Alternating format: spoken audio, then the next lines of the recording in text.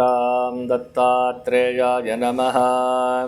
ಓಂ ಐಂ ಹ್ರೀಂ ಶ್ರೀಂ ಲಲಿತಾಂಬಿಕಾಯೈ ನಮಃ. ಎಲ್ಲ ಧರ್ಮಬಂಧುಗಳಿಗೂ ಕೂಡ ಸದ್ಗುರು ದತ್ತಾತ್ರೇಯರ ವನದುರ್ಗಾ ಮಾತೆಯ ದಿವ್ಯ ಕೃಪಾಶೀರ್ವಾದವನ್ನು ಪ್ರಾರ್ಥನೆ ಮಾಡ್ತಾ ಈ ದಿನದ ದತ್ತಧಾರೆ ಕಾರ್ಯಕ್ರಮಕ್ಕೆ ಸ್ವಾಗತ ಮಾಡ್ತಾ ಇದ್ದೀನಿ.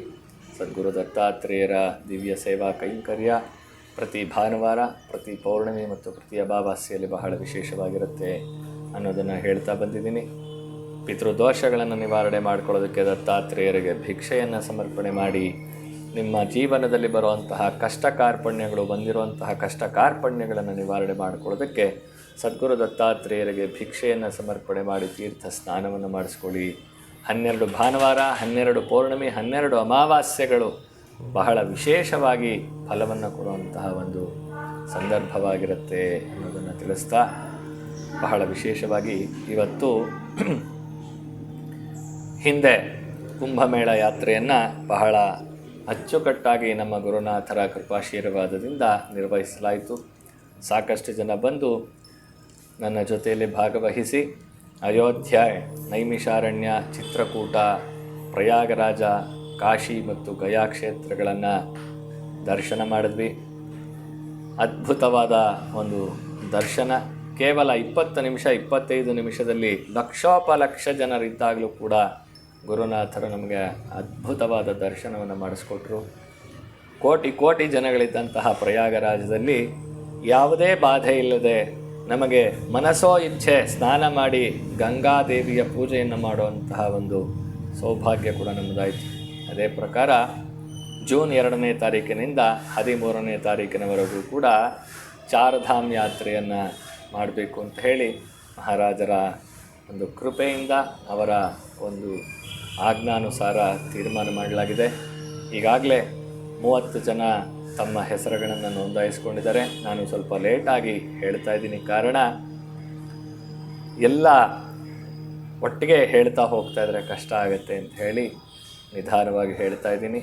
ಇನ್ನು 3-4 ದಿನಗಳ ಕಾಲಾವಕಾಶ ಇದೆ.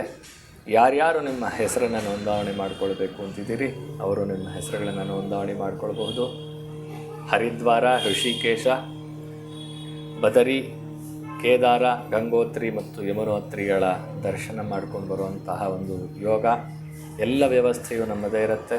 ಊಟ ತಿಂಡಿ ಮೊದಲಾಗಿ ಎಲ್ಲ ವ್ಯವಸ್ಥೆಯೂ ಕೂಡ ನಮ್ಮದೇ ಇರುತ್ತೆ. ಯಾರಿಗೆ ಆಸಕ್ತರಿದ್ದೀರಿ ಅವರು ನಮ್ಮ ದೂರವಾಣಿಗೆ ಕರೆ ಮಾಡಿಕೊಂಡು ನಿಮ್ಮ ಹೆಸರುಗಳನ್ನು ನೋಂದಾವಣೆ ಮಾಡಿಕೊಳ್ಬಹುದು, ಹೆಚ್ಚಿನ ವಿವರವನ್ನು ಪಡ್ಕೊಳ್ಬಹುದು. ಈ ಸಂದರ್ಭ ಏನು ಅಂತಂದರೆ, ಮೇ 15ನೇ ತಾರೀಕು ಗುರು ವೃಷಭ ರಾಶಿಯಿಂದ ಮಿಥುನ ರಾಶಿಗೆ ಪ್ರವೇಶ ಮಾಡುವಂಥದ್ದು. ಯಾರಿಗೆ ಗುರುಬಲ ಇಲ್ಲ, ಯಾರಿಗೆ ಗುರುಬಲ ಇವಾಗ ಬರ್ತಾ ಇದೆ, ಎಲ್ಲರಿಗೂ ಕೂಡ ಇದು ಅತ್ಯುನ್ನತವಾದ ಒಂದು ತೀರ್ಥಕ್ಷೇತ್ರ.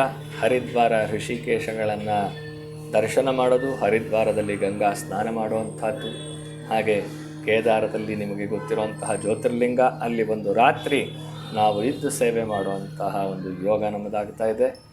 ಗುರುವಿನ ಬಲವನ್ನು ಪಡ್ಕೊಳ್ಳೋದಕ್ಕೆ ಆ ಒಂದು ಗುರುವಿನ ಮಾರ್ಗದರ್ಶನದಲ್ಲಿ ನಾವು ಮಾಡ್ತಾ ಇರುವಂತಹ ಚಾರ್ಧಾಮ್ ಯಾತ್ರಾ ಕಾರ್ಯಕ್ರಮದಲ್ಲಿ ಯಾರು ಬೇಕಾದರೂ ಬಂದು ಭಾಗವಹಿಸಬಹುದಾಗಿದೆ. ಕೆಲವೇ ಸೀಟುಗಳು ಬಾಕಿ ಉಳಿದಿರೋದ್ರಿಂದ ಯಾರು ಅವಶ್ಯಕವಾಗಿ ಬರೋದಕ್ಕೆ ಇಚ್ಛೆ ಪಡ್ತೀರಿ ಅವರು ನಿಮ್ಮ ಹೆಸರುಗಳನ್ನು ನೋಂದಾವಣೆ ಮಾಡಿಕೊಳ್ಳಿ ಅಂತ ಹೇಳಿ ತಿಳಿಸ್ತಾ, ಇವತ್ತು ಭಾನುವಾರ ಎಲ್ಲರೂ ಕೂಡ ದತ್ತನ ಸೇವೆಯಲ್ಲಿ ಬಂದು ಭಿಕ್ಷೆಯನ್ನು ಸಮರ್ಪಣೆ ಮಾಡಿ ಕಷ್ಟ ಕಾರ್ಪಣ್ಯಗಳು, ಬಹಳ ಮುಖ್ಯವಾಗಿ ನನಗೆ ಸಾಲದ ಬಾಧೆ ಇದೆ, ನನಗೆ ತೊಂದರೆ ಆಗ್ತಾ ಇದೆ, ಇಂಥವರೆಲ್ಲರೂ ಕೂಡ ದತ್ತನ ಒಂದು ಸೇವೆಯಲ್ಲಿ ಭಾಗವಹಿಸಿ ಕೃತಾರ್ಥರಾಗಿ ಅಂತ ಹೇಳಿ ತಿಳಿಸ್ತಾ ಇವತ್ತಿನ ಕಾರ್ಯಕ್ರಮಕ್ಕೆ ಮಂಗಳ ಹಾಡ್ತಾ ಇದ್ದೀನಿ. ಓಂ ಶಾಂತಿ ಶಾಂತಿ ಶಾಂತಿ. ಸದ್ಗುರು ದಿವ್ಯ ಚರಣಾರವಿಂದಾರ್ಪಣಮಸ್ತು.